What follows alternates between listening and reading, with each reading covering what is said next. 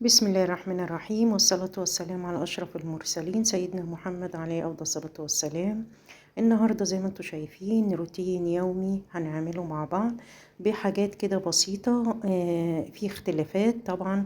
كل الناس بتعرف تعمل محشي وكل بيت بيعرف يحشي وكل الحاجات دي كلها، بس احنا بنتبادل الأفكار. يعني أنا ممكن أعمل محشي بطريقة وانتم تعملوه بطريقة تانية، وممكن الطريقة التانية دي نجربها ونعمل تغيير في حياتنا وفي أكلنا يكون كويس. لو التغيير بيضيف حاجة كويسة وطعم مختلف، ليه لأ نجرب مع بعضينا. النهاردة هنعمل شوية كده محشي بطريقة كده مختلفة وجميلة جدا. طبعا بنجيب المية على النار بتغلي، بنحط فيها كمون وملح وشوية زيت صغيرين عشان يدي لمعة للورقة بتاعة الكرنب. طبعا ما بسويش الورق كتير، المية مغلية، بنزل يا دوبك مفيش دقيقة كده وببتدي اطلع الورق علشان خاطر ما يتهريش، وان هو يبقى سلس معايا وانا بحشيه، ما يبقاش مهري ويتقطع مني ومعرفش الفه. في حاجة كمان عايزة حابة ان انا اقولها. انا دلوقتي مثلا هعمل محشي النهاردة، فعشان خاطر ان انا الوقت عندي قصير، وعشان الشغل وعشان حاجات كتيرة، فبالتالي لازم اعمل حاجة زيادة. بمعنى ايه؟ ان انا النهاردة هعمل محشي وهجيب كرنباية، لا اجيب اتنين واسلقهم، وممكن احط الباقي في اطباق واشيله في التلاجة. يبقى انا عملت مجهود واحد، قطعتهم وسلقتهم مرة واحدة. بعد كده طبعا اهم حاجة النظام. بعد ما سلقت الكرنب، فالورق بقى بمسكه افصله، يعني اقطعه كده قطع صغيرة واحطه في طبق، عشان ده اللي انا هحشيه، والباقي احطه في طبق والفه بستريتش واشيله في الفريزر. فبالتالي ما نغلوش قوي وما نسلقش الكرنب قوي، عشان لما بيتحط في الفريزر ويقعد فترة بنيجي نطلعه ما يبقاش مهري معانا. يا دوبك المية المغلية وانزل بيه واطلعه، قطعه كده مربعات وابتدي احشي اللي هحشيه النهارده واشيل التاني. يبقى انا كده وفرت في المجهود، ان انا سلقت مره واحده وقطعته وفصلته مره واحده، واشيل الباقي بقى في الفريزر ينفع في وقت تاني. طبعا بعد ما حطينا الكمون والملح فانا جيت هنا غسلت الرز ونزلت. طبعا التسبيكه المعتاده اللي احنا بنعملها زي كل بيت وكل ربة بيت بتعملها، بتسبك بقى البصله يا دوبك تصفر، تنزل بالطماطم، الملح والفلفل الاسمر بتاعك. بعد كده بنغسل الرز، وزي ما انتم شايفين الشبت والبقدونس والكزبره مقطعاهم، وهبتدي احطهم مع الرز ومع الطماطم اللي اتسبكت. في تركة كده بسيطة وجميلة جدا وبتفرق في المحشي وبتديه في حتة تانية توديه في حتة تانية تالتة، بيبقى جميل. بجيب بعد ما حطيت الخلطة والتسبيكة وكل حاجة، بجيب جزر، بشر جزراية واحدة، وبجيب بصل مفروم. طبعا انا حاطه في التسبيكه بصل، بس دي بصله نيه، بحط عليها ملح وفلفل اسمر، وبجيب كمان بشره طماطم. كل الحاجات الجميله دي بروح منزلاها على الخلطه بتاعتي قبل محشي. دي بتدي طعم جميل جدا، وجربوها وهتحسوا ان انتوا بتاكلوا محشي بطعم مختلف عن المعتاد. يعني مش التسبيكه بس، لا، وهنضيف الاضافات دي. هنا عملنا طبعا الفريك، بنبشر البصل ونحط على النار والمادة الدهنية، وبعد كده بنزل بطماطمية متقطعة، وبعد كده بتجيبي مثلا فلفل بارد او اللي هو الرومي بيتقطع ويتحط برضو ياخد تشويحة. وبعد كده لو الكبدة بقى بتاعة الفراخ، ان احنا هنحشي فراخ دلوقتي اللي هي حشو، نقطعها حتت صغيرة ونحطها برضو. وبعد كده بنزل بالفريك وافضل اقلب، واحط كمان الملح والفلفل الاسمر، واساسي سنة القرفة لان بتدي للفريك طعم جميل جدا. وهبتدي بقى ايه احشي بيه الفراخ.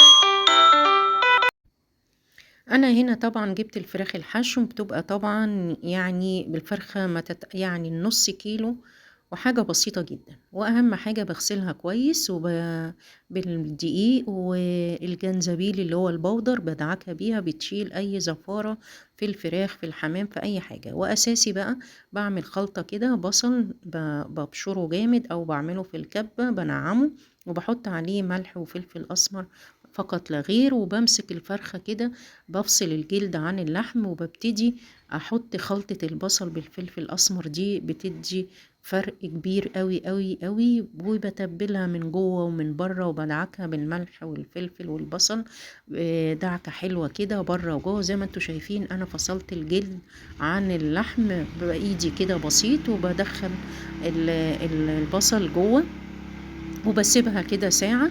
وبعد كده بجيب خلطة الفريك اللي قلتلكم عليها، وابتدي احشي الفراخ. اديها بقى كده ايه، الفريك بقى طبعا بيبقى حلو جدا، وفي ناس بتحب ان هي تحشيها بالرز. هنا الفراخ طبعا سلقناها زي اي حاجة، بنحط المية وعليها الحبهان والرولة وكل حاجة بحطها زي ما انتوا شايفين. احنا هنا كمان عملنا المحشي زي ما انتوا شايفينه، بسم الله ما شاء الله، وبالهنا وبالشفا وبقية الاكلات. شوربة لسان العصفور يعني عادة بتتعمل عادي، بنحط المادة الدهنية ونحط المكرونة لسان عصفور، وأول ما تبقى لونها ذهبي ننزل بالشوربة. هنا مختلفة شوية لأن أنا ضفت الجنزبيل الفريش معاها، بيدي طعم جميل جدا جدا جدا. يعني بحط طبعا المادة الدهنية، وأول ما أحط المكرونة وتبقى لونها ذهبي كده بنزل ببشر جنزبيل فريش، واقلبه كده شوية، وبعد كده انزل بالشوربة واسيبها بقى تاخد غلوة واوطي عليها. اول ما تستوي طعمها بيبقى جميل جدا بالجنزبيل اللي هو الفريش مش البودر. والمحشي زي ما انتوا شايفين بجد كان طعمه جميل وروعة، وريحته تحفة جدا جدا جدا.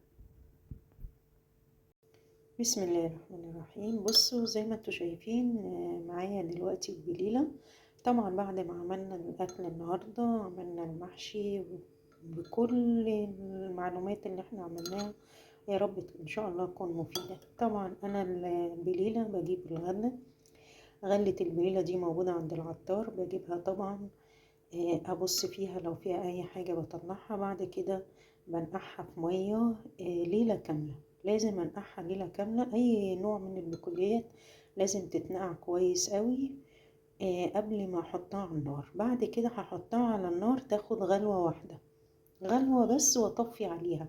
مش هسلقها، هغليها واطفي عليها برضو واسيبها كده زي ساعة او ساعتين، وارجع تاني احطها على النار لغاية لما زي ما انتوا شايفينها كده حباية القمح كده ايه بتتفتح بتتفشر كده من بعضيها اهي زي ما انتوا شايفينها، وبتبقى طرية وجميلة جدا جدا. البليلة من الحاجات الجميلة المفيدة، حلوة قوي في الشتاء. طبعا مع اللبن مع معلقة كده نحط عليها قشطة، بتبقى جميلة جدا جدا. ونحليها عادي او ناكلها كده مفيش اي مشكلة. مفيدة جدا جدا جدا وصحية وجميلة وحلوة قوي في فصل الشتاء كده. لو احنا جوعنا بالليل ولا حاجة نسخن وناكل منها ومشبعة. وبصراحة في منتهى الجمال. أنا عادة في الشتاء على طول بعمل البليلة في البيت، وبتبقى حلوة قوي باللبن. وكمان ممكن نعملها بالنشا زي المهلبية كده زي اللي هي العاشورة، بنعملها برضو بتبقى جميلة جدا. نحليها بقى بالسكر زي ما انت عايزة. في ناس بتحب تاكلها كده، بس هي مفيدة جدا جدا وجميلة. يا رب ان شاء الله كده المحتوى بتاعنا النهاردة يعجبكم. عملنا فيه كذا وصفة، واتكلمنا بقى على البليلة وفوائدها، بصراحة جميلة جدا جدا